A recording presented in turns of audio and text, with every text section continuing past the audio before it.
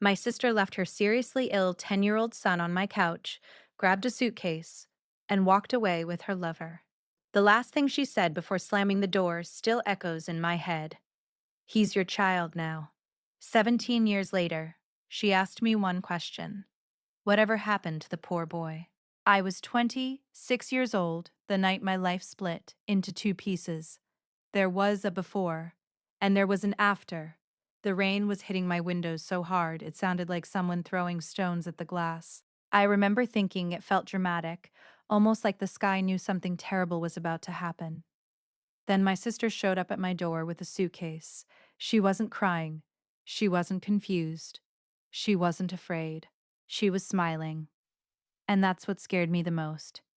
Behind her, in the living room, her 10-year-old son Ethan was curled up on my couch. His skin was pale. His breathing was uneven. A fever burned through him so hot I could feel it from across the room. The doctors had already told us his condition was serious, chronic, unpredictable. Some days he was okay. Other days he could barely sit up without pain. And that night was not a good night. I remember standing in my doorway, staring at my sister's suitcase. "Where are you going?" I asked. She didn't answer right away. She just stepped inside, water dripping from her coat, eyes scanning my apartment, like she was already saying goodbye. Then she said it. "I'm leaving." Like she was announcing she was going to the grocery store. Not leaving her child. Not running away. Just leaving. With him? I asked, my voice shaking. She let out a small laugh, a cold one. No. That one word hit harder than the thunder outside. I felt my stomach drop. Ethan coughed from the couch, a weak sound, like his body didn't even have the strength to fight anymore. "You can't be serious," I whispered. "He needs you." She rolled her eyes. "He needs more than I can give. You're his mother." "And you're his aunt," she snapped. There was someone waiting outside, a car engine running. I could see headlights through the rain. Her lover, the man she'd been secretly seeing for months, the man she thought was her escape. I stepped closer to her. "Don't do this," I begged. "Think about him. Think about what this will do to him." She looked past me at Ethan, and I swear there was nothing in her eyes. No softness, no guilt, just irritation. "He's your child now." That's what she said. Clear, sharp, final. My hands grabbed her sleeve without thinking. "You don't mean that?" She pulled away so hard I almost lost my balance. "I do," she said. "I'm done living like this." Living like what? Like a mother? Like someone responsible? Like someone whose child might not survive the winter? The door opened. Cold wind rushed in. She walked out. She didn't look back. The door slammed so hard, the picture frames on my wall shook. And just like that, I wasn't just an aunt anymore. I was everything. That was the after. The part of my life no one warned me about. I stood there for a long time, staring at the door. Maybe she would come back. Maybe she'd realize what she'd done. Maybe she'd panic. Maybe she'd cry. Maybe she'd remember she had a son. But the headlights disappeared. The car drove away, and the rain kept falling. Behind me, Ethan stirred. "Aunt Lillian?" he whispered. I wiped my tears before turning around. "Yes, sweetheart. Where's Mom?" I forced a smile. She had to go out for a little while." He nodded weakly, accepting that answer because he trusted me. And that trust felt heavier than anything I had ever carried. That night, I sat beside him on the couch, counting his breaths. 1, 2, 3. Pause. 4. I was terrified that pause would last too long. I had no idea what I was doing. I barely paid my own rent on time.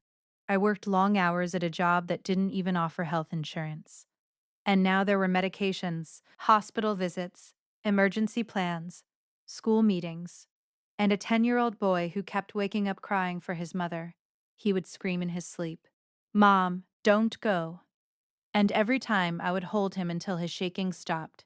Sometimes he'd look up at me, eyes glossy from fever and confusion, and ask something that crushed my heart. Did I do something bad? No, I would whisper, brushing his hair back. You did nothing wrong. But inside, I was asking the same question. What did he do to deserve that? What kind of mother walks away from a sick child? The medical bills came fast, faster than I expected, faster than I could handle. I sold my car, then my jewelry, then anything that wasn't nailed down. I took a second job. I stopped seeing friends. I stopped sleeping. I learned how to read medical charts. I learned how to stay calm in emergency rooms. I learned how to pretend I wasn't falling apart. And my sister? She never called. Not once. No money. No messages.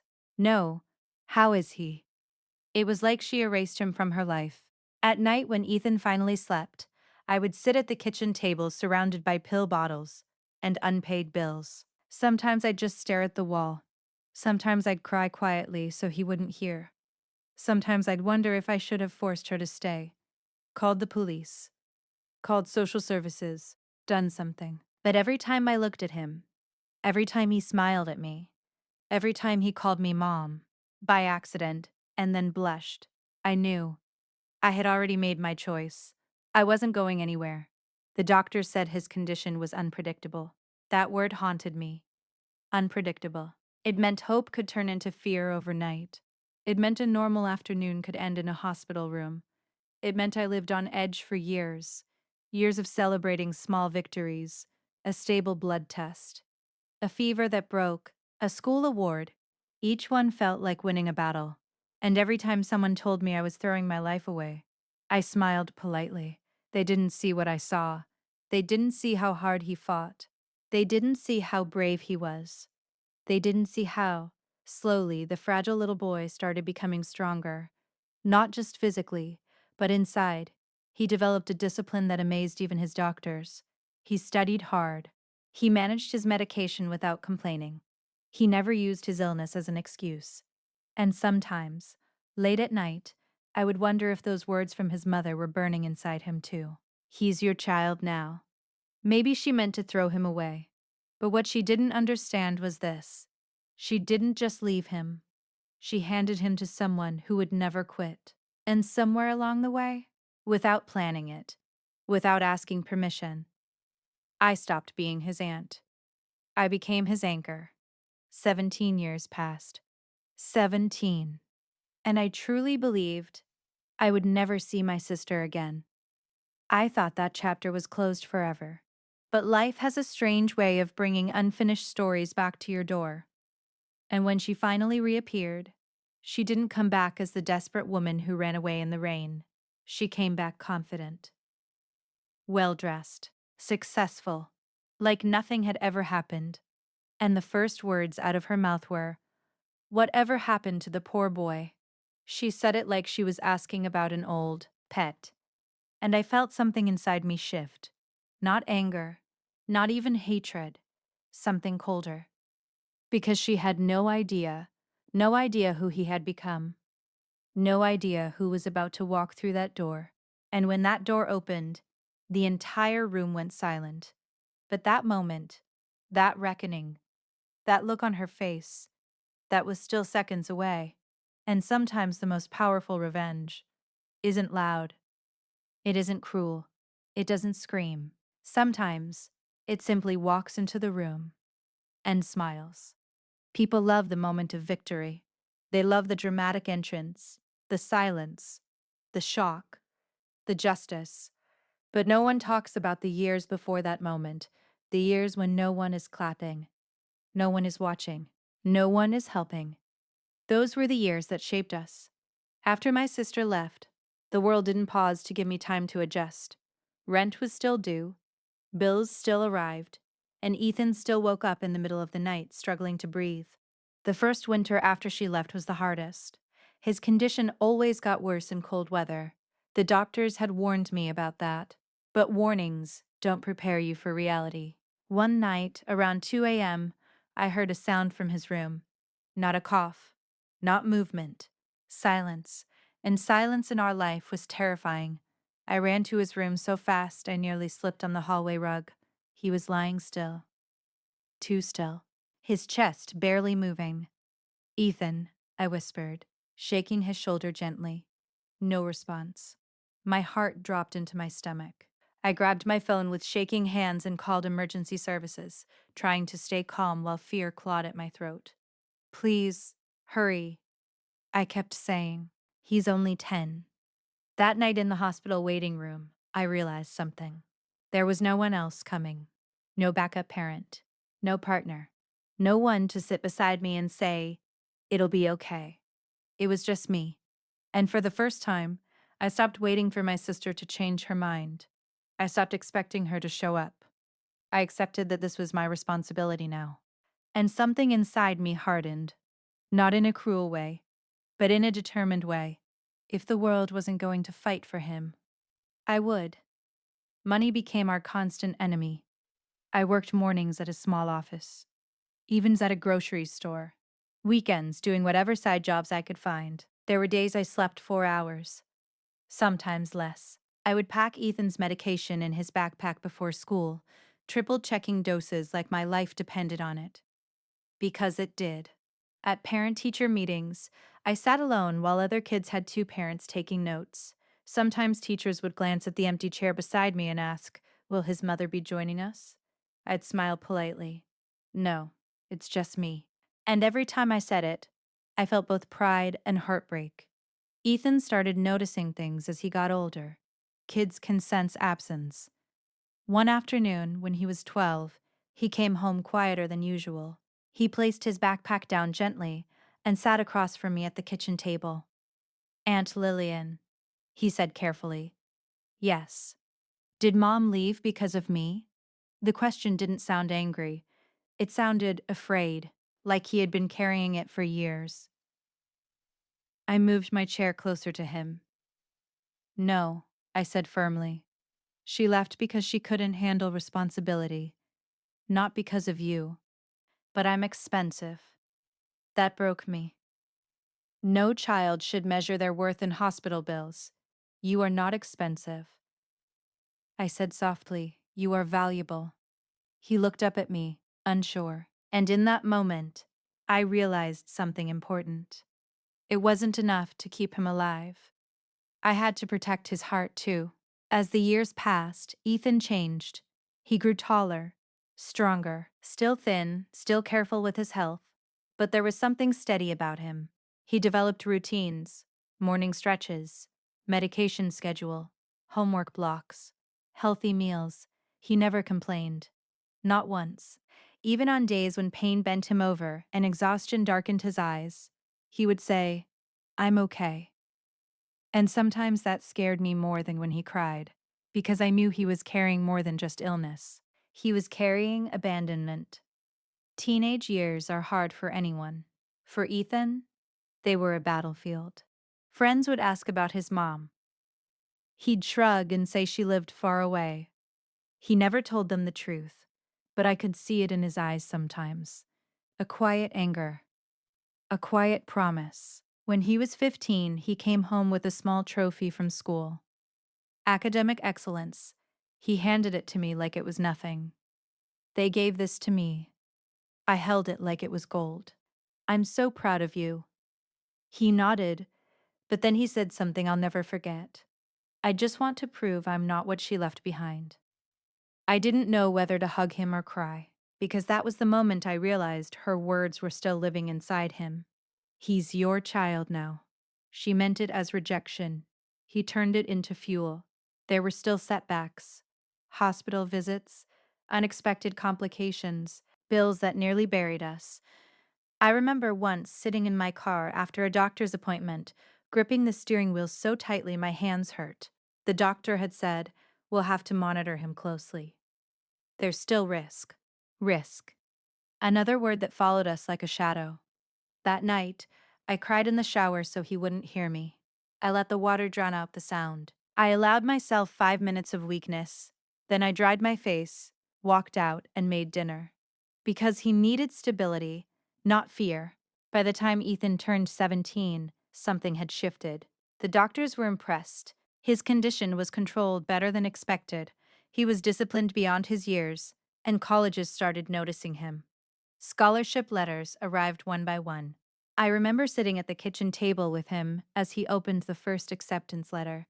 He read it silently, then again, then looked up at me. They offered me a full scholarship. I covered my mouth with my hand. 17 years earlier, I was counting his breaths at night. Now I was watching him plan a future doctors once doubted he'd reach. That night, we didn't celebrate loudly. We didn't need to. We just sat there smiling at each other. A quiet victory. The kind built slowly. The kind no one sees coming. When he left for college, I stood in his empty bedroom afterward and felt something strange. Not sadness. Not exactly. It was like standing at the end of a marathon. Exhausted. Proud. Unsure what to do next. For years, my entire identity had been built around protecting him. Now he was stepping into the world on his own. But he didn't drift away. He called every week, sometimes every day. He'd tell me about classes, internships, new goals. He chose a field that demanded discipline and intelligence. He thrived. And every time someone praised him publicly, he would mention me. My aunt raised me, never with embarrassment, always with pride. 17 years passed like that. Hard, heavy, beautiful. And my sister? She was a ghost. No calls, no apologies, no signs of regret, until the day she suddenly decided to come back, and the first thing she asked was, "What happened to the poor boy?" As if he were a memory, as if he were a mistake, as if he hadn't built a life without her. What she didn't understand, what she couldn't possibly imagine, was that the poor boy she abandoned had spent 17 years turning pain into power. She thought she had walked away from weakness, but she had walked away from potential. And potential, when mixed with discipline and love, becomes unstoppable. That night at the family gathering, as she laughed loudly and acted like nothing had happened, she had no idea the door was about to open, no idea the air in the room was about to change, no idea that her past was about to stand in front of her in a tailored suit, and she definitely had no idea that the quiet, sick child she left behind had grown into a man who no longer needed her.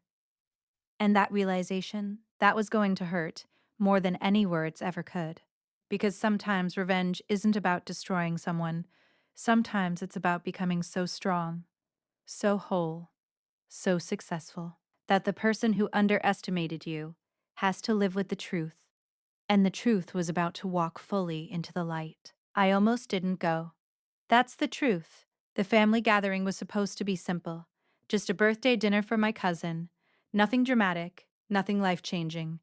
At least, that's what I thought. Ethan was coming home that weekend. He had just finished a major project at work. He sounded excited on the phone, confident in a way that still surprised me sometimes. "I'll meet you there," he said. "I want to see everyone." There was warmth in his voice. Calm, steady, the same calm that would later silence an entire room. When I arrived at my aunt's house, everything felt normal. The smell of food, laughter from the living room, music playing softly in the background. I greeted relatives I hadn't seen in months. They hugged me, asked about Ethan, told me how proud they were of him. I smiled politely. I was used to carrying pride quietly. Then the front door opened, and the air shifted. You know how sometimes you don't see someone yet, but you feel them. That's what happened.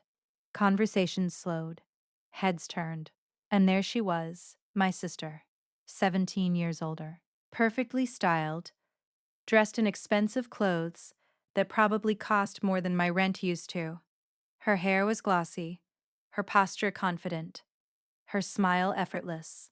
If someone didn't know her story, they'd think she had lived a flawless life. She walked in like she belonged there, like she hadn't abandoned her child in the middle of a storm, like she hadn't erased 17 years of existence. Relatives gasped softly. "Oh my God, it's been so long. You look amazing. Where have you been?" She laughed lightly, brushing off questions with vague answers. Traveling? Working. Life's been busy. Busy. That word almost made me laugh. My hands felt cold. I didn't move. I didn't speak. I just watched her. And then her eyes found me. For a brief second, something flickered there. Recognition. Calculation. Maybe even discomfort. But it disappeared quickly. She walked toward me slowly, as if approaching an old acquaintance, instead of the sister she had betrayed. "Lillian," she said, opening her arms slightly. I didn't step forward. I didn't step back either. We just stood there. "You look well," she added.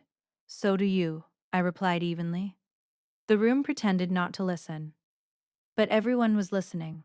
She glanced around casually. And then she asked the question. "So, whatever happened to the poor boy?" The way she said it, like he had been a temporary inconvenience, like he was something she once owned and misplaced. The poor boy. Not my son, not Ethan, not her child, just the poor boy. For a second, I couldn't hear anything else. My pulse roared in my ears. I wanted to scream. I wanted to throw every hospital bill at her feet. I wanted to describe every night I counted breaths, every time he asked if he was unlovable, every sacrifice. But instead, I smiled. Small, controlled. "He's doing very well," I said. She tilted her head. "Oh, that's good. I always wondered." The lie was so effortless. "So where is he now?" she asked. Before I could answer, the front door opened again, and everything changed. It wasn't loud, no dramatic music, no sudden announcement, just the quiet sound of the door clicking shut. But the room went still. I turned slowly, and there he was, Ethan. Tall, straight-backed, dressed in a tailored suit that fit him perfectly. He had grown into his features over the years. The thin, fragile child had become a strong, composed man. There was something about him now, presence. Not arrogance, not aggression, just quiet power. The kind that doesn't need to demand attention. It naturally receives it. He scanned the room, smiling politely at relatives. Then his eyes found me, and softened. "Aunt Lillian," he said warmly as he walked over. He placed a gentle hand on my shoulder. That simple gesture grounded me. My sister hadn't turned around yet. She was still facing me, still waiting for my answer. "Ethan," someone whispered behind her. The name hung in the air. Slowly, she turned, and I watched it happen. The color drained from her face. Her confident smile cracked. Her eyes widened just slightly. She recognized him instantly, but she couldn't connect the image in front of her with the memory she had left behind. "That's not," she murmured. Ethan stepped forward calmly. "Hello," he said politely. No anger, no bitterness in his tone, just calm. The same calm he had learned through years of discipline, through pain, through abandonment. My sister swallowed. "Ethan." Even the music had been turned off at some point. No one dared interrupt. She looked him up and down, as if searching for weakness, as if expecting to see the fragile boy she remembered. But he stood tall, healthy, confident, composed. What happened to the poor boy? She had asked minutes earlier. Now the answer stood in front of her. Alive, thriving, unapologetically strong. She let out a small laugh.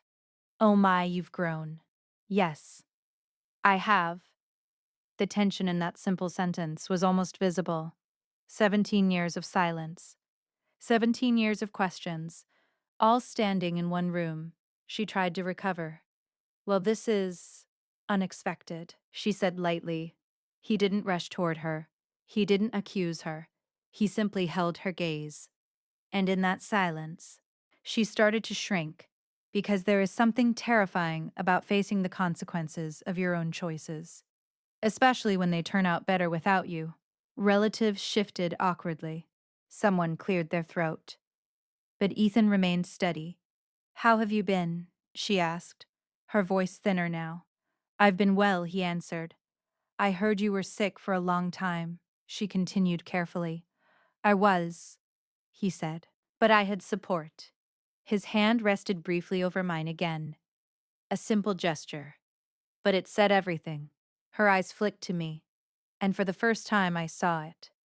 Regret, or maybe fear, because she wasn't looking at a victim. She was looking at proof. Proof that walking away hadn't destroyed him. It had revealed her. And she didn't like what that reflection showed. She tried to smile again. "I always hoped things would turn out okay." The room almost shifted at that sentence. The audacity of it. Ethan didn't react emotionally. He simply said, calmly, "Hope is a strange thing. It works better when you stay." That line landed softly, but it echoed loudly. A few relatives exchanged glances. My sister's posture stiffened. She opened her mouth to speak, but stopped, because deep down, she knew this wasn't going to be a warm reunion. This was going to be a reckoning. And it wasn't going to be loud. It was going to be precise. I stood there watching them, watching the woman who once laughed as she walked away, and the boy who once asked if he was bad, now standing face to face. The storm from 17 years ago felt like it had finally reached its final thunder. And this time, no one was running. But what my sister didn't know yet was that Ethan hadn't come to that gathering just to say hello. He had come prepared, and the calm in his voice, that wasn't accidental. It was controlled, measured, intentional. The one she had unknowingly walked toward for 17 years was about to begin. And once it did, there would be no rewriting the story. There are moments in life when time feels like it slows down, when every breath feels heavier, every sound sharper, every word more dangerous. This was one of those moments. The room was silent, not polite silence, not awkward silence, the kind of silence that presses against your ears. My sister stood frozen, her fingers tightening around her clutch bag. Ethan stood across from her, steady, composed, almost gentle.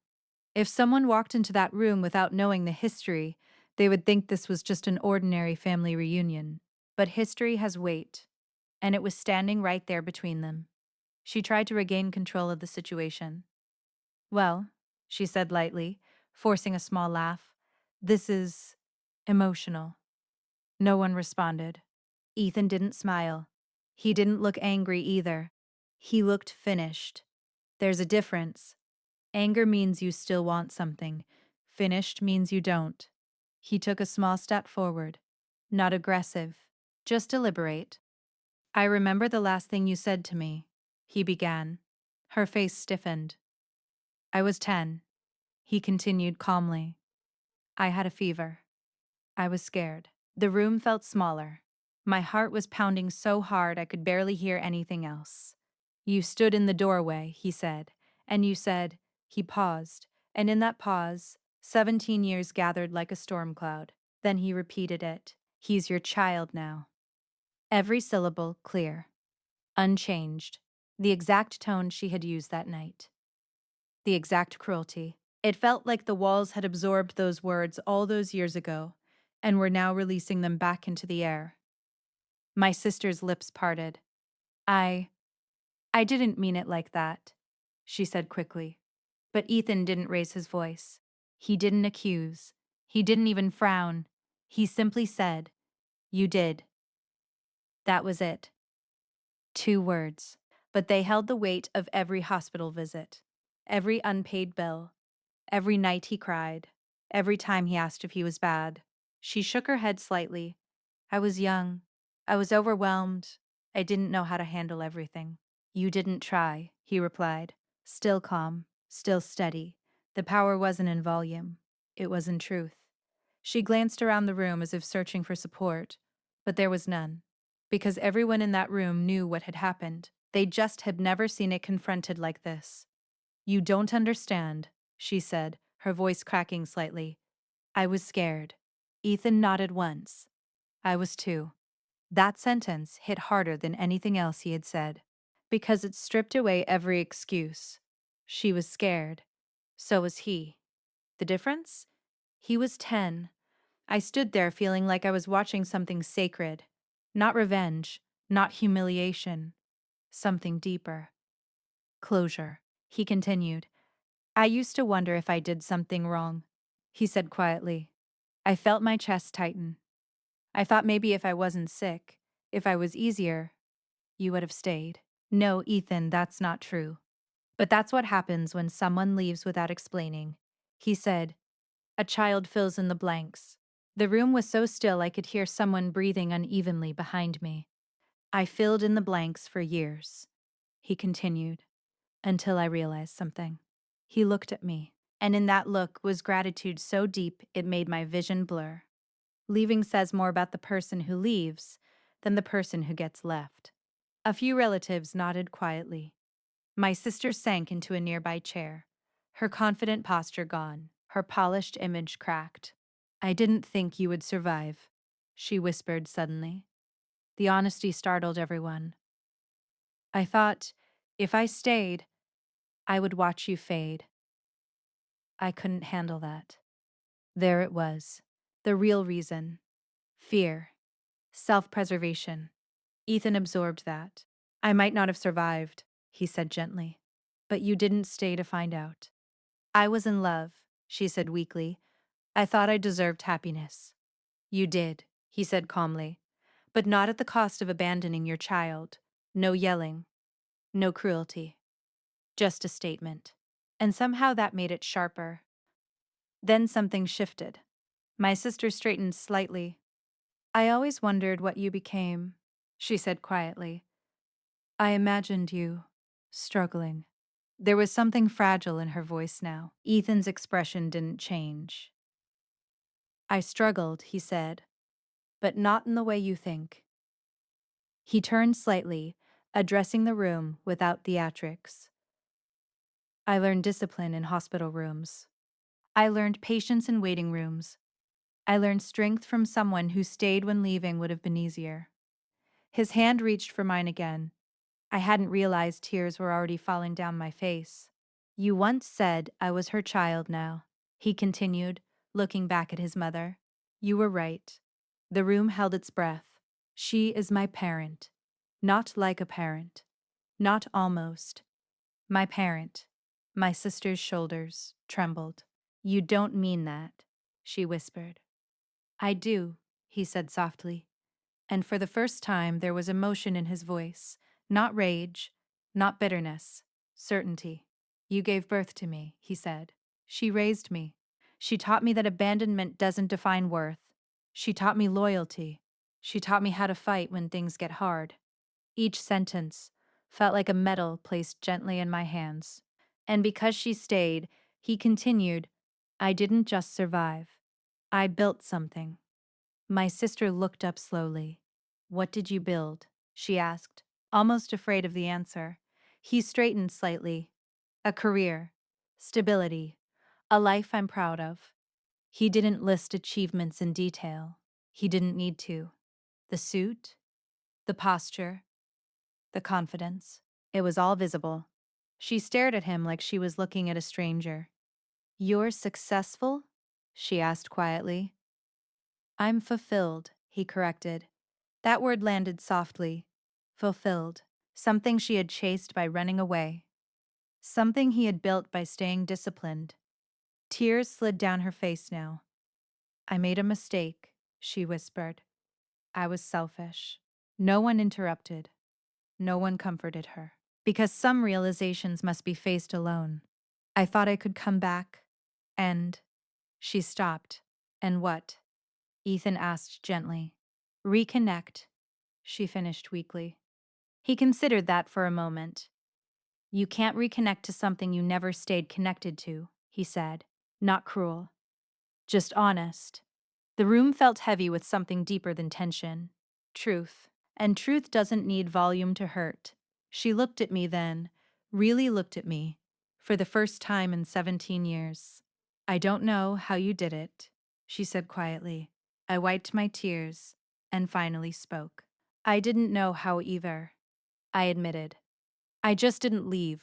That was it. That was the difference between us. Not intelligence, not strength, not luck. Staying. My sister let out a broken breath. Is there any way to fix this? She asked. The question felt small, fragile, almost childlike. Ethan didn't answer immediately. He thought about it. And that pause told me everything about the kind of man he had become. Finally, he said gently, some choices create distances time can't undo. Her face crumpled again. But I don't hate you, he added. That surprised everyone. I don't carry anger anymore. It's too heavy. I let that go. He wasn't punishing her. He wasn't attacking her. He was simply living beyond her. And that was the part she couldn't handle. Because indifference hurts more than hatred, he stepped back slightly. I hope you find peace, he said sincerely. Then he turned and walked back to stand beside me.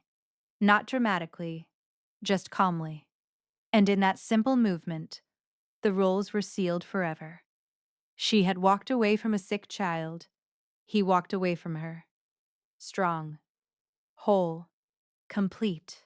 The gathering slowly began to breathe again. Whispers filled the edges of the room, but I barely heard them.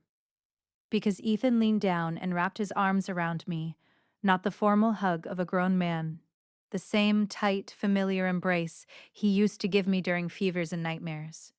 You saved my life, he whispered. My voice shook. You saved mine too. And in that moment, I realized something powerful. Survival was never the victory. Becoming something beyond survival. That was. Across the room, my sister sat quietly, alone. Not destroyed, not attacked, just confronted with the truth. And sometimes, truth is the most powerful revenge of all. When something breaks loudly, people react. But when something breaks quietly, it lingers. The gathering didn't explode into chaos after Ethan walked away from her. There were no dramatic shouts. No, one took sides. The music slowly came back on. Conversations restarted in careful lowered tones. But nothing felt the same. Because everyone had just witnessed something rare. Not revenge. Not cruelty. Consequences. My sister remained seated for a long time, her shoulders slightly curved inward, her expensive confidence gone. I didn't look at her again. Not because I hated her, but because there was nothing left to say publicly. The truth had already been spoken. Ethan stayed beside me for a few minutes, greeting relatives politely, as if nothing monumental had just happened. That was his strength. He didn't need applause. He didn't need validation. He had already lived through the hardest part. After about 20 minutes, he leaned toward me. Can we step outside? He asked quietly. I nodded. The air inside the house felt heavy. Outside, the night was cool and still. Nothing like the storm from 17 years ago, just calm darkness and distant streetlights. We stood on the porch together. For a moment, neither of us spoke. You okay? I asked softly. He exhaled slowly. Yeah, but I knew him. That wasn't the whole answer. He leaned against the railing, staring out at the quiet street. I thought I would feel something bigger, he admitted. Like what? I don't know. Relief. Anger. Victory. He gave a small, almost confused smile. I just feel calm. I felt something warm spread through my chest. That's growth, I said. He looked at me. When I was younger, he continued, I used to imagine this moment differently. I stayed silent, letting him speak. I imagined telling her everything, making her understand how much it hurt. I imagined her apologizing, crying, begging. He paused. But when I saw her inside, she didn't look powerful. She looked small. That word echoed, small. I realized something, he said quietly. I don't need her apology to move forward. I already did. And there it was. The final piece. He hadn't confronted her to wound her. He had confronted her to close a door. I placed my hand over his. "You don't owe anyone your pain," I told him. He squeezed my hand gently. "I know." My sister stepped out onto the porch. She hesitated when she saw us. For a moment, I thought she might go back inside, but she didn't. She walked toward us slowly, without the confidence from earlier, without the bright smile, just human. "I'm not here to argue," she said quietly. Ethan didn't move. Neither did I. I just wanted to say something. The porch light flickered slightly above us. The night felt still. "I was selfish," she said, looking directly at Ethan. "I told myself I was choosing happiness, but really, I was choosing escape." Her voice trembled, but she didn't cry this time. "I didn't think I was strong enough to stay." Ethan studied her calmly. "And now?" he asked. She swallowed. "Now I see that staying would have been the stronger choice." There was no dramatic music, no thunder, just honesty floating between us. "I can't undo what I did," she continued, "but I am sorry." 17 years late. Ethan absorbed it, and I watched him carefully, because this was the real test. Not public confrontation, private grace. He didn't rush to comfort her, but he didn't reject her either. "I believe you're sorry," he said finally. She looked almost surprised. "But sorry doesn't rebuild trust," he added gently. Her shoulders lowered slightly. "I know." He nodded once. "I don't hate you," he said again. "But I don't need you either." That sentence was soft, but it carried freedom. She closed her eyes briefly. "I don't expect you to," she whispered. For a moment, the three of us stood there, connected by history, separated by choices. "I missed a lot," she said quietly. "Yes," he answered. No anger, just fact. "I see the man you became," she said, "and I know I wasn't part of that." He didn't respond.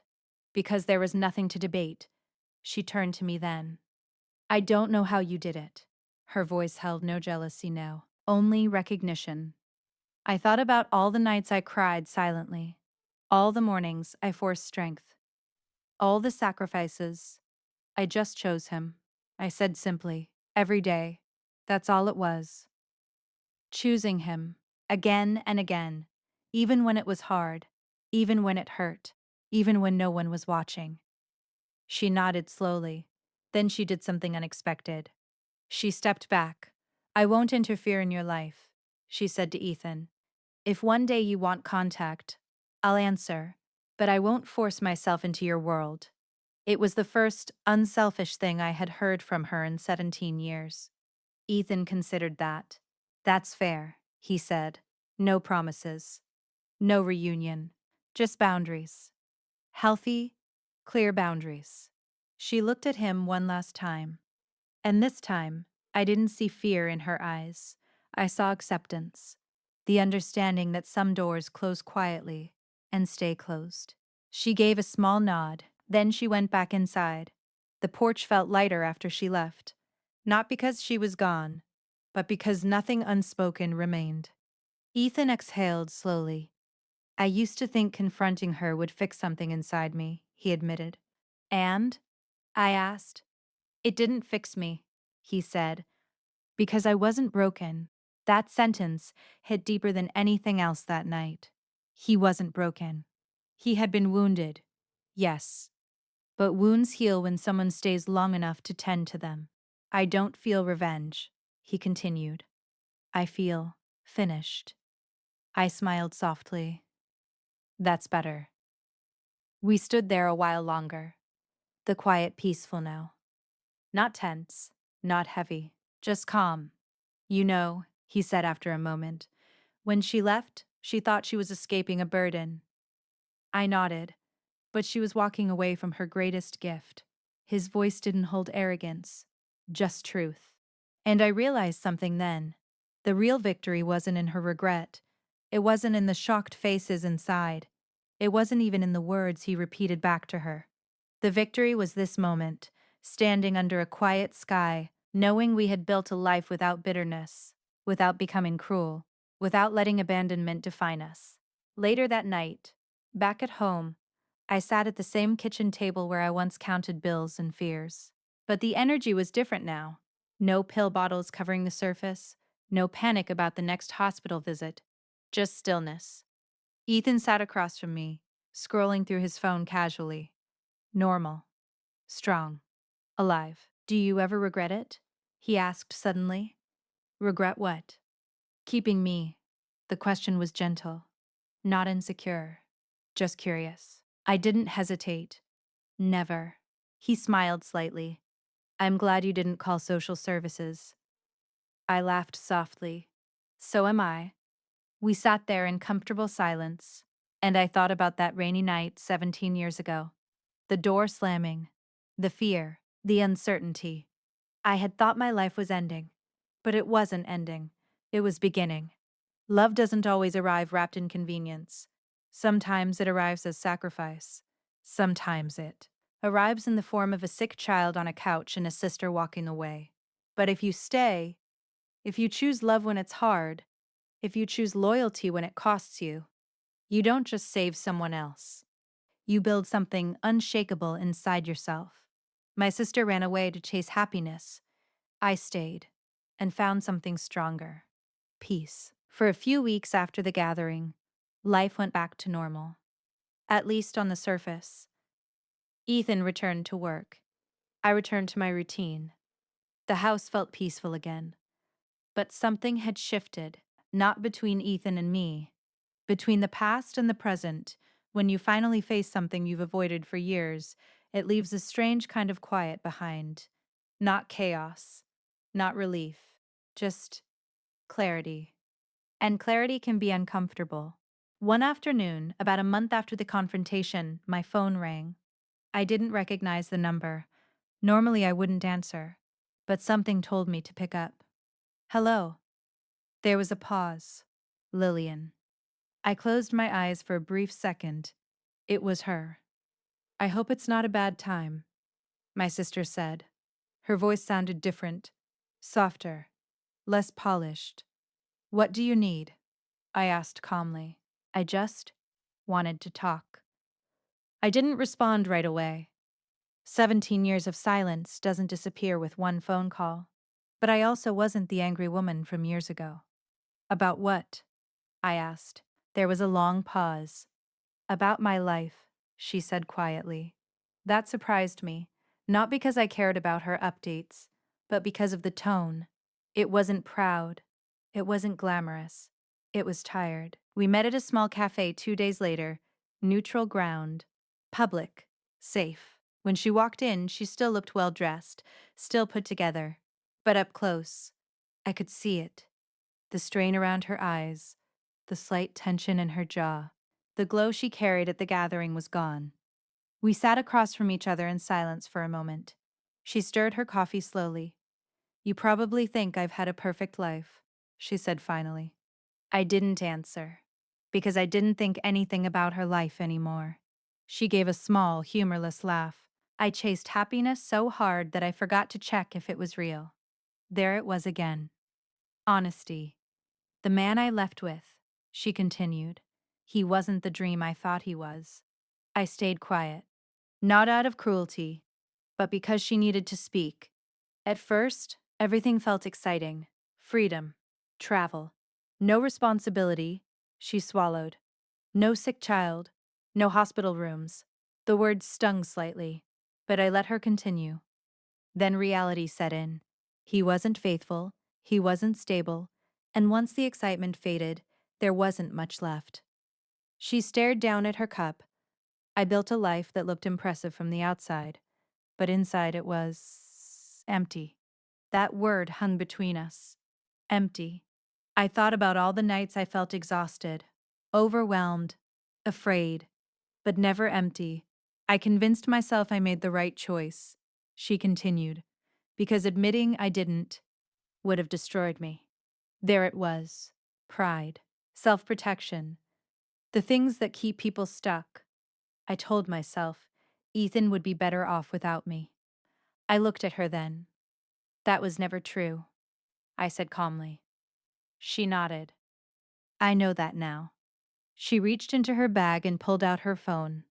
I looked him up, she admitted quietly. My chest tightened slightly. And he's impressive. Only something that sounded like awe. He built everything without me. Yes, I said softly. He did. She swallowed. I saw interviews, articles, his name attached to achievements. I didn't know how much Ethan had shared publicly about his story, but I knew one thing. He never used it for sympathy. He used it for strength. He never mentioned me, she said quietly. The sentence carried both hurt and understanding. He mentioned the person who raised him, I replied. She nodded slowly. I don't blame him. The cafe around us buzzed with normal life.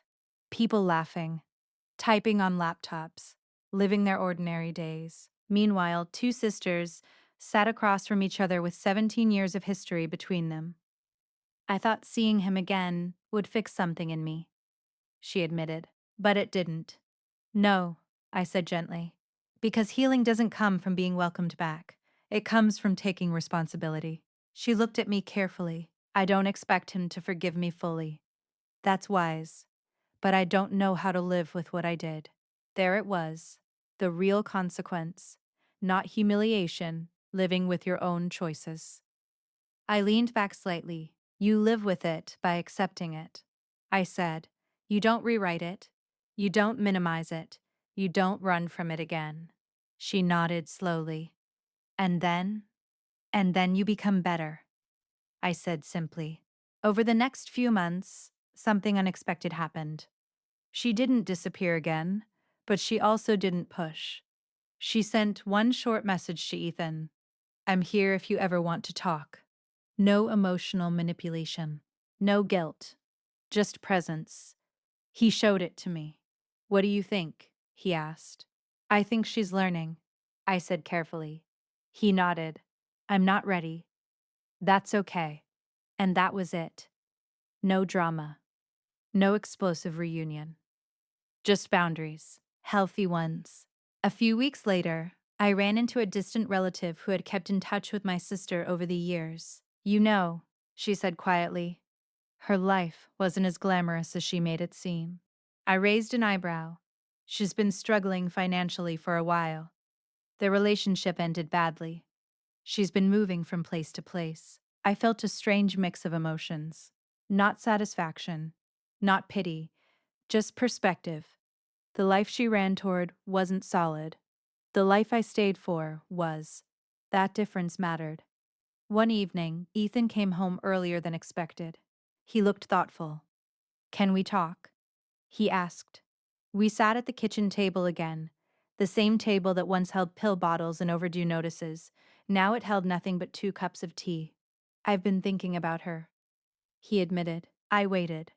Not because I miss her, he clarified, but because I don't want unresolved anger following me into my future.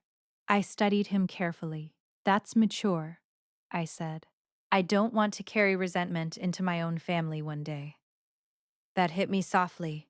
He was thinking about the future, about children, about stability, about becoming the kind of parent he never had. I don't forgive what she did, he continued, but I forgive myself for thinking I wasn't enough.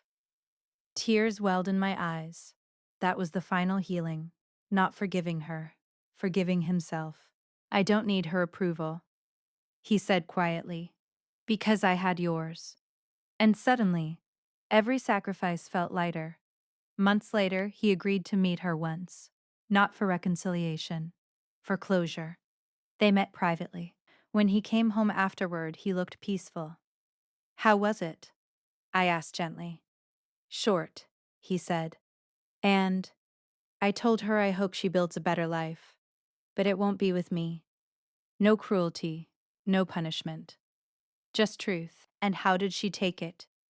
She cried, he admitted, but she didn't argue. That was growth. For both of them. Sometimes, people think revenge is loud, that it's dramatic, that it destroys. But real revenge, it's quiet. It's building a life so strong that the person who underestimated you has to watch from the outside. It's becoming whole without their apology. It's choosing peace over bitterness. My sister thought she was escaping a burden. Instead, she walked away from the greatest gift she would ever have, and now she has to live knowing that. Not because we punished her, but because we moved forward without her. And that is something time can't undo. People think the hardest part of pain is surviving it. It's not. The hardest part is deciding what you're going to do with it. Let it shape you, or let it harden you. Ethan stood at that crossroads without even realizing it. Months had passed since he met his mother for closure. Life had settled into something steady, predictable, peaceful, and that peace felt earned. One evening, he came home later than usual, not stressed, not tired, just thoughtful. There was a quiet intensity in his eyes that I recognized. It was the same look he had when he decided to apply for college, the same look he had before confronting his mother. He was about to choose something important. "Can we sit?" he asked gently. We were already in the living room, but he meant something deeper. A conversation. I nodded. He sat across from me, elbows resting lightly on his knees. "I've been offered a position," he said. My heart lifted immediately. "That's wonderful. It's not just any position," he continued. "It's in another state." There it was. The shift. Another state. Another chapter. "And it's not temporary," he added. "It's long term." I let the words settle between us. 17 years ago, I was terrified he wouldn't survive childhood. Now he was being offered a future big enough to move away for. "I don't want you to feel like I'm leaving you," he said quickly. I smiled softly. "You're not leaving me," I said. "You're growing."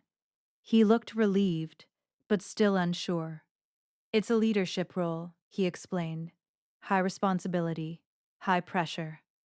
I laughed quietly. "You were handling high responsibility at 10 years old." That made him smile, but then his expression shifted again. "There's more." I waited. "I've been volunteering on the side," he said slowly, "at a children's medical foundation." My chest tightened gently. "I didn't tell you because I didn't want you to think I was doing it out of guilt." "Guilt?" I asked softly. "Yeah," he said, "like I owed something to kids going through what I went through." "And do you?" He shook his head. "No, I don't know it. I choose it." That difference meant everything. "I sit with them," he continued. "Sometimes just talk, sometimes explain procedures in simple ways, sometimes just stay, stay." That word again. He didn't even realize how powerful it was. "There was this one kid," he said quietly, "about 10 years old, scared, angry, asking if he was broken." The air in the room felt heavier. "What did you tell him?" I asked. "I told him something you once told me." My throat tightened. "I told him he wasn't expensive, he was valuable." I couldn't speak for a moment. 17 years ago, I said those words to protect his heart. Now he was passing them forward. That's how cycles break. Not with revenge, with repetition of love. "I've been thinking," he said carefully. "If I take this job, I also want to expand the Foundation's outreach program." "In what way?" "Financial support, mentorship, long-term guidance for families who don't have help." My hands folded tightly together. Families who don't have help. He wasn't just building a career. He was building safety nets. "I don't want another kid sitting in a hospital room, thinking they're alone," he said. The words were calm, but the intention was fierce. 17 years ago, he was that child. Now he was becoming the person he needed back then. And in that moment, I understood something deeply. The cycle wasn't just breaking, it was transforming. A week later, he accepted the position. The move happened quickly. Boxes filled the hallway, memories packed into cardboard. The house felt different again, but not empty, never empty. On his last night before leaving, we sat at the kitchen table one more time. the same table that held our hardest years. He looked around slowly. I used to hate this place, he admitted softly. I raised an eyebrow. Not because of you, he added quickly, because I associated it with pain. I nodded. That makes sense. But now, he said, glancing around again, I see it differently. How? It's where I learned resilience. He paused. It's where I learned love doesn't quit. The words hit deep. You didn't just raise me, he continued.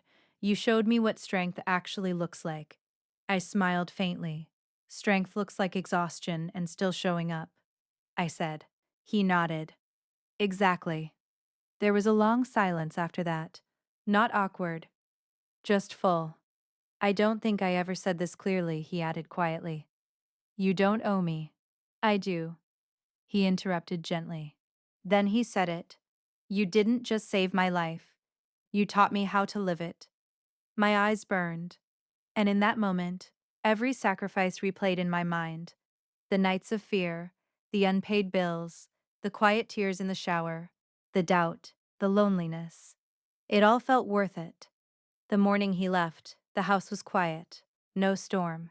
No slammed doors, just sunlight through the windows. I stood at the doorway as he loaded the last box into his car. 17 years ago, another car waited in the rain. That one drove away from responsibility. This one drove toward purpose. He hugged me tightly. I'll call every week, he said. You better, I replied softly. He laughed. Then he pulled back and looked at me carefully. You know something? He said. What? She thought she was leaving behind weakness. I felt my chest tighten slightly. But she left behind strength. His voice wasn't angry. It wasn't even emotional. It was steady. I'm not defined by who walked away, he continued. I'm defined by who stayed. And there it was, the final truth. Not shouted, not dramatic, just real. He got into the car, started the engine, and drove forward. Not escaping, not running, advancing. And as I stood there watching him disappear down the street, I realized something powerful. The story didn't end with confrontation. It ended with continuity. He would build a family one day, and that family would never question if they were wanted. He would sit beside hospital beds if needed. He would stay when things got hard, because that's what had been modeled for him. Not perfection, presence, and presence is stronger than fear. Months later, I received a letter in the mail, not from Ethan, from the foundation. Inside was a formal invitation. They were launching a new support initiative, and it would carry a name. Project Anchor. I covered my mouth with my hand as tears filled my eyes. Underneath the title was a dedication, for the ones who stay. I didn't need to ask who chose that name. He didn't build revenge. He built legacy. And legacy lasts longer than regret. Some people chase freedom by running away. Some people find freedom by standing still and choosing love when it's hard. My sister thought happiness was somewhere else. Ethan discovered it was built daily. 17 years ago, I thought my life had ended. But it hadn't. It had transformed.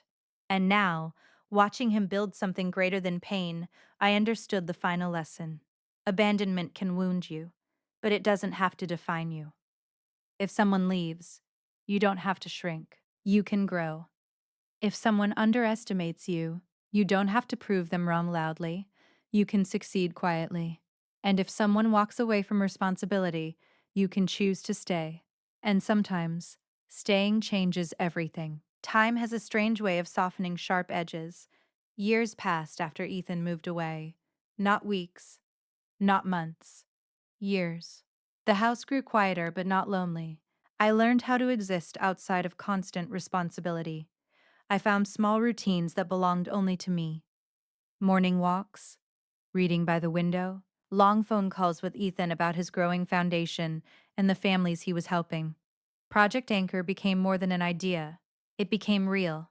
Families who once sat alone in hospital corridors now had guidance, financial support, someone to explain the complicated words doctors used, someone to stay. And every time Ethan spoke about it, I heard something in his voice that wasn't pride. It was purpose. He wasn't running from his past, he was building from it. That's the difference between surviving and transforming.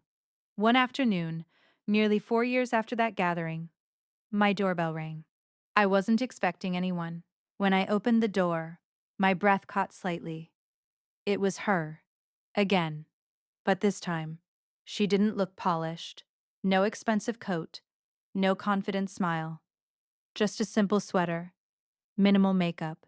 Tired eyes. Time had been honest with her. "Hi, Lillian," she said quietly. Her voice didn't carry hesitation anymore. It carried humility. I stepped aside and let her in. Not because we were close, but because I wasn't guarding anything anymore. We sat across from each other in the same living room, where Ethan once lay feverish on the couch. 17 years ago, she stood in this doorway, with a suitcase. Now she stood empty-handed. "I heard about the foundation," she said gently. I nodded. "It's doing well." "I saw an article about him," she added. "They mentioned you." That surprised me slightly. "What did it say?" She swallowed. "It said he credits his resilience to the woman who refused to leave." The room fell quiet. She looked around slowly. "This place feels different." "It is," I said softly. She nodded. "I'm not here to disrupt anything." There was no tension in her voice, no hidden agenda. Just sincerity. "I'm moving," she said. "Moving. Out of state.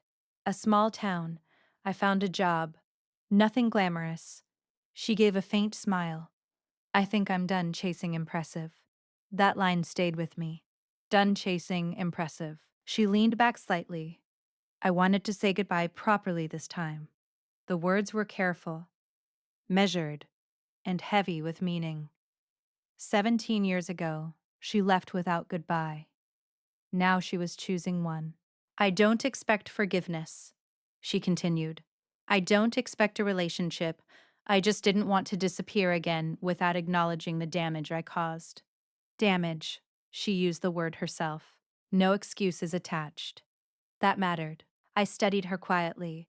There was no manipulation in her eyes, no attempt to regain control, just acceptance.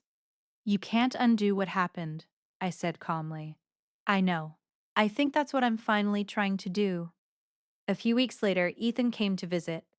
I told him she had stopped by. He didn't react with anger, just curiosity. "What did she want?" he asked.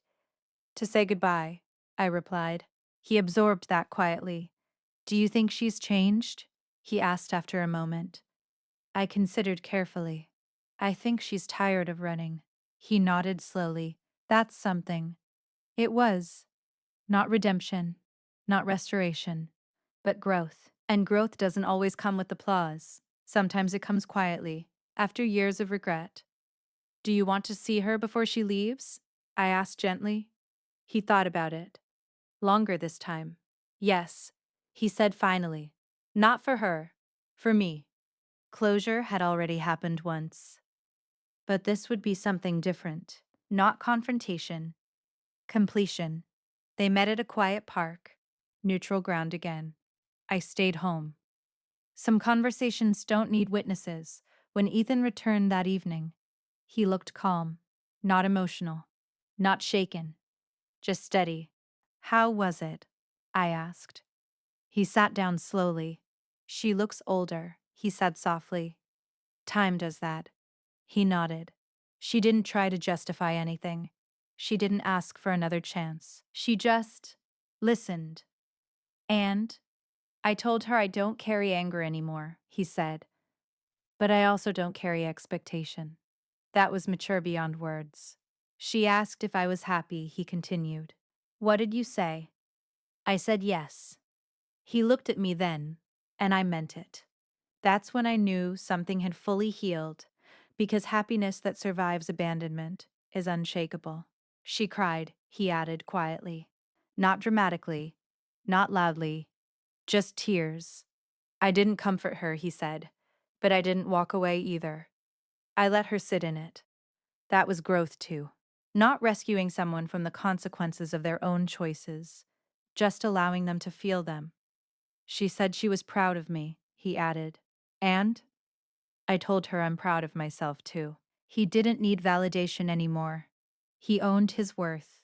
She said she hopes one day I'll think of her without pain. He paused. I already don't. That was the final freedom. Not loving her, not reconnecting deeply, but no longer hurting. The day she moved away, she sent one last message. Not to me, to Ethan. I hope you continue staying for others the way someone stayed for you. He showed it to me. We read it in silence. No bitterness. No sarcasm. Just acknowledgement. I think that's the closest she'll ever come to understanding. He said quietly. I nodded. Understanding doesn't always fix relationships, but it can fix perspective. Years later, when Ethan built his own family, I watched him closely. Not because I doubted him, but because I knew what he had survived. The first time his child cried in the middle of the night, he didn't hesitate. He stood up immediately, picked them up, whispered softly, stayed. No fear of responsibility, no urge to escape, just presence. The cycle had ended, not with revenge, not with punishment, but with a choice. A different one. Sometimes people think justice has to be dramatic, that someone has to fall publicly, lose everything, be exposed. But real justice, it's quieter. It's living well. It's becoming strong. It's building a life so full that abandonment can't echo anymore. My sister chased freedom and found emptiness. Ethan faced fear and built purpose. And I thought I lost my future the night she walked away. But what I gained was something far greater. A son in every way that mattered. A legacy built on loyalty. And proof that love isn't about who gives birth. It's about who stays. When she walked away in the rain 17 years ago, she thought she was escaping a burden. She had no idea she was walking away from her greatest blessing. And the most powerful part, we didn't need her regret to win. We won the moment we chose not to become bitter. We won the moment we chose to stay. And sometimes, that's the strongest revenge of all. There are nights that feel ordinary while you're living them. And then there are nights that divide your life into before and after. 17 years ago, I stood in this same doorway watching my sister walk into the rain. At the time, I thought that was the worst night of my life. I thought everything had been taken from me. My freedom, my plans, my future. I didn't realize something else had been handed to me too. Purpose. It's strange how perspective changes with time. Back then, I saw a burden. Now I see a beginning.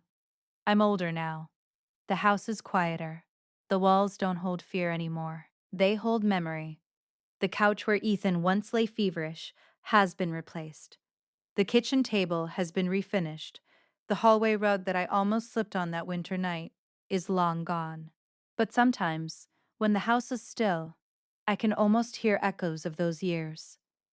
The coughs, the whispered reassurances, the late night prayers, not as pain, as proof. Proof that we survived something heavy. Proof that love showed up when it mattered most. I used to ask myself a question often. Why me? Why did I have to carry this? Why did she get to leave while I stayed? But life doesn't always assign roles fairly. It assigns them according to who is willing to accept them. And that's something I understand now. My sister wasn't strong enough to stay. I was. That's not arrogance. That's reality. Strength isn't loud. It doesn't announce itself. It just quietly refuses to walk away. Ethan visits often. He doesn't need to. He wants to. There's a difference. When he pulls into the driveway now, it's not a fragile boy stepping out of the car. It's a man who built something meaningful. A man who never questions whether he was wanted. Sometimes we sit on the porch in the evenings, watching the sun lower behind the trees. No dramatic conversations, just comfort. I don't think about that night much anymore, he told me once. Which night? I asked, even though I knew. The night she left, that surprised me slightly. It used to define everything, he said, but now it just feels like part of the story. Part of the story, not the whole thing. That's healing. When your worst memory becomes a chapter instead of the title. He told me something else that stayed with me. I used to think abandonment made me weak, he said quietly. Now I realize it made me aware. Aware of what? I asked. Of how important presence is. Presence. That word has shaped our entire journey. Not perfection, not money, not comfort. Presence. Being there when someone is scared. Being there when someone fails. Being there when someone doubts themselves. You don't have to solve everything. You just have to stay. Sometimes I wonder what would have happened if I had made a different choice. If I had called social services. If I had said this isn't my responsibility. Maybe my life would have been easier, quieter, less exhausting, but easier doesn't always mean fuller. I didn't lose my youth. I invested it. I didn't sacrifice my future. I built one, just not the one I originally planned. And maybe that's the real lesson. Life doesn't always unfold the way you expect. Sometimes it hands you something heavy, something unfair, something terrifying. And you have two options: drop it or carry it with love. My sister writes occasionally. Short messages, holiday greetings, updates about her simple life in a small town. Nothing dramatic, nothing intrusive. We aren't close, but we aren't enemies either. There's something peaceful about that. Not reconciliation, not reunion, just acceptance. She once wrote something that stayed with me. I thought I was choosing freedom when I left. I didn't realize I was choosing distance. Freedom without responsibility is often just escape, and escape always catches up eventually. I used to imagine revenge differently. I imagined shouting, exposing, making her feel what we felt. But revenge doesn't have to look like destruction. Sometimes revenge looks like peace. Sometimes it looks like a man who stands tall in a room without needing validation. She once asked, "What happened to the poor boy?" The answer wasn't just that he grew up. The answer is that he became everything she underestimated: disciplined, compassionate, strong. He didn't just overcome abandonment, he transformed it. And that transformation is louder than any argument ever could be. The greatest victory wasn't confronting her. It wasn't watching her confidence fade. It wasn't hearing her apologize.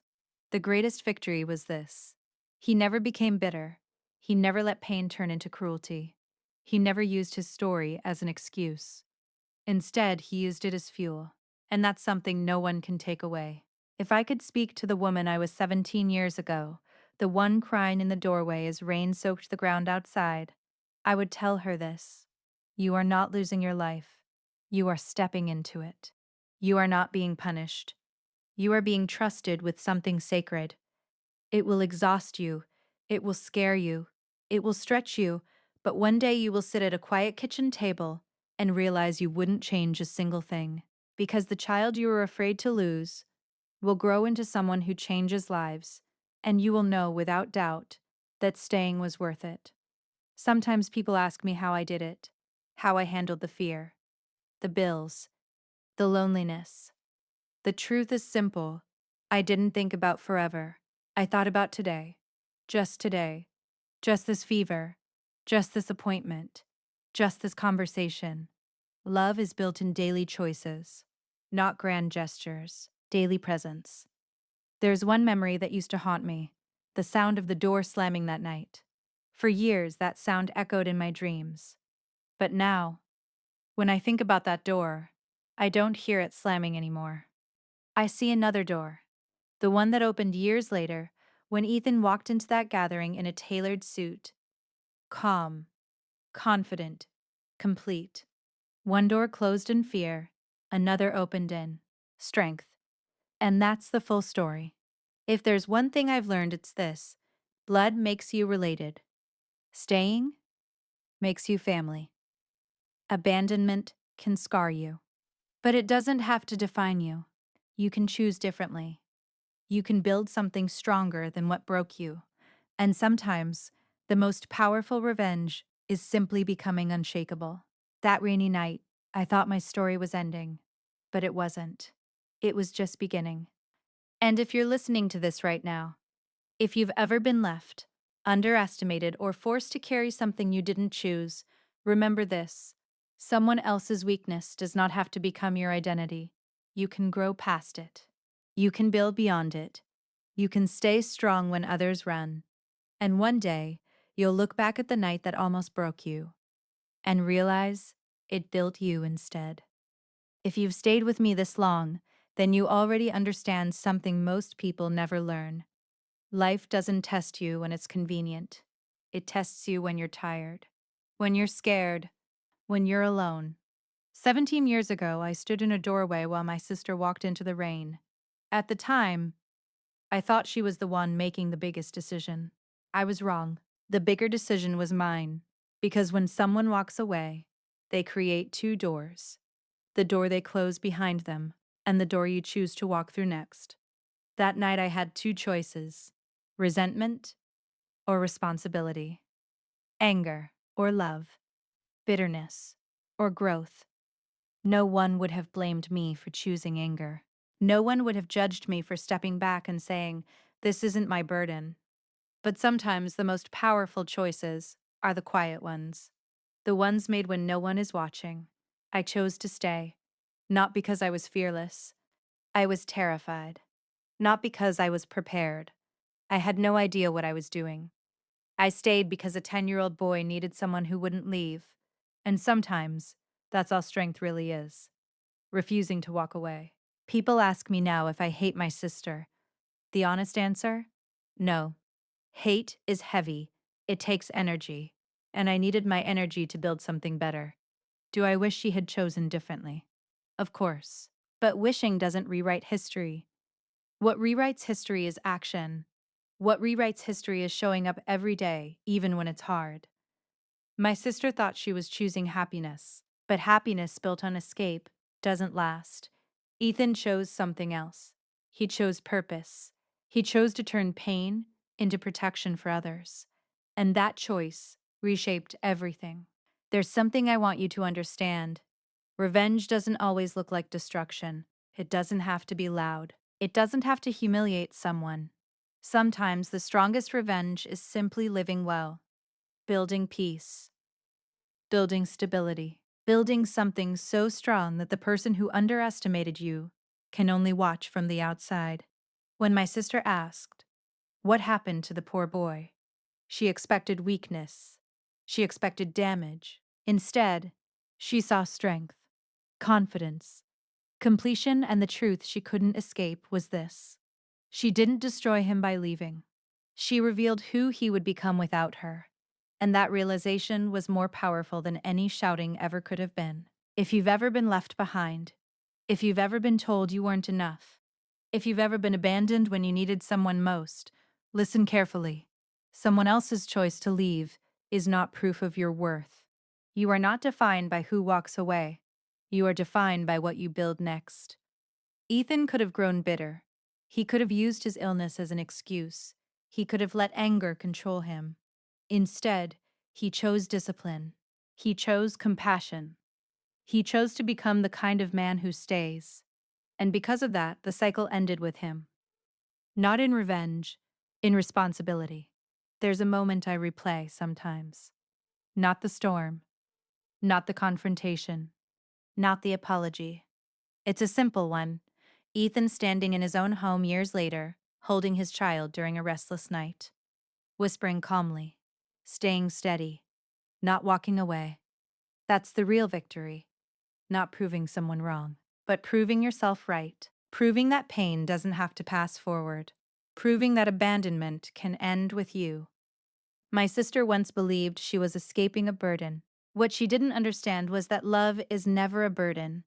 It's an investment that grows quietly over time, an investment that returns strength when you least expect it. When she left, she thought she was choosing freedom. But freedom without responsibility is empty. Real freedom comes from facing what's hard, from staying when it would be easier to run, from choosing love even when it costs you comfort. And that's the lesson I carry with me. If I could leave you with one final truth, it would be this: the night that almost breaks you may be the night that builds you. You won't see it immediately. You won't feel strong in the moment. You'll feel overwhelmed, lost, unprepared. But strength isn't about feeling ready. It's about choosing to stand anyway, choosing to stay anyway, choosing to build anyway. Even when the rain is falling, even when the door slams, even when someone says, "You're on your own." Because you're never truly on your own when you choose integrity, when you choose to become more than what hurt you. Years ago, I thought I lost my sister. What I gained was a son. Years ago, I thought I was being handed an impossible burden. What I was handed was purpose. Years ago, I cried in a doorway while someone walked away. Now I stand in that same doorway knowing something powerful. I would make the same choice again. Every single time. Because staying changed everything. And if this story meant something to you, if you believe that loyalty matters more than blood, if you believe that strength is built in silence, if you believe that real revenge is becoming unshakable, then stay with us. Subscribe to the channel, because there are more stories like this. Stories about betrayal, about resilience, about consequences that arrive quietly but last forever. Stories that remind you that being underestimated is not the end, it's the beginning. And maybe, just maybe, your hardest night is preparing you for your strongest chapter. Thank you for listening. And remember, when someone walks away from you, you still get to choose which door you walk through next.